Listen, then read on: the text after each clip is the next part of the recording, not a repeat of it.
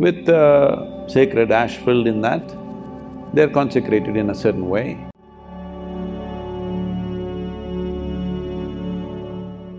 You know, in this culture, in this civilization, we've looked at the human body not just for its physiology, but for its energetic physiology. In yoga, as there is a physical body, there is a mental body and an energy body. Pranamaya kosha, it's called. So pranamaya kosha can be in many different ways. Out of these 72,000 nadis, even if a little over 20% is active, you can live fine. Nobody will know anything wrong with you. That's how wonderfully this is structured. If you're getting 20% mark, you still pass. The energetic body is such that even just a little over 20% is active, you will live a complete life. Neither you will know nor anybody else will know anything wrong with you. Fantastic, isn't it? What a gift. At 20% functionality, you'll feel you're fine. So what is the remaining 80% for?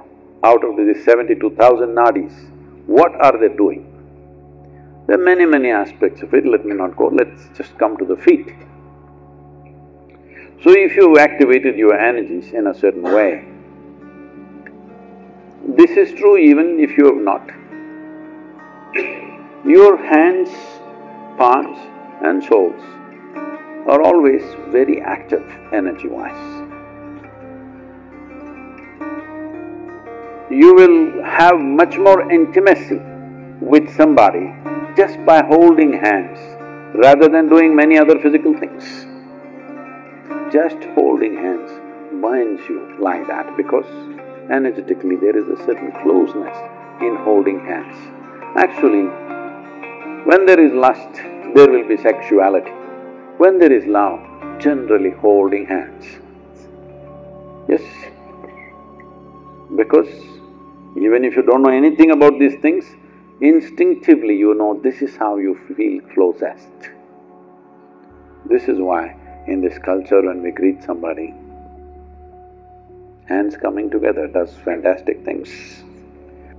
It is from this context, this has come, that any sage, saint, yogi, anybody, you don't know nothing about him, but if somebody says he's a saint, you go and fall at his feet in this culture because you want to grab something. From there, we have come to this that anybody elderly means you touch their feet, father, mother, whoever else. Generally in ancient India, people became worthy if they were nothing, if they have not achieved anything within themselves. People became worthy of being, bowed down to only after they've completed 5 solar cycles, which is you're approximately 60 years of age.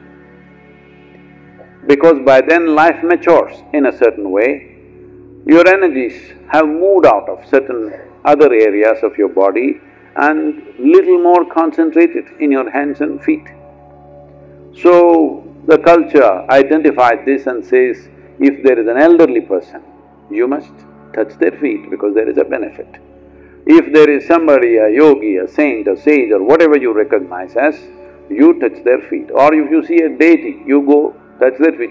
You don't go hug a deity and kiss it, all right? You go touch their feet because that's where maximum receptivity or giving is there. So in that context, the feet or the imprint of the feet is created in different ways. You must talk to people who have these sannidhis at home, what it means to them and what it's done to them. The important aspect of it is something that would normally not be available to you physically, where you live. It is available to you, otherwise you'll have to go in search of that to a temple or some other place. But it's alive in your own house because it's consecrated in a certain way.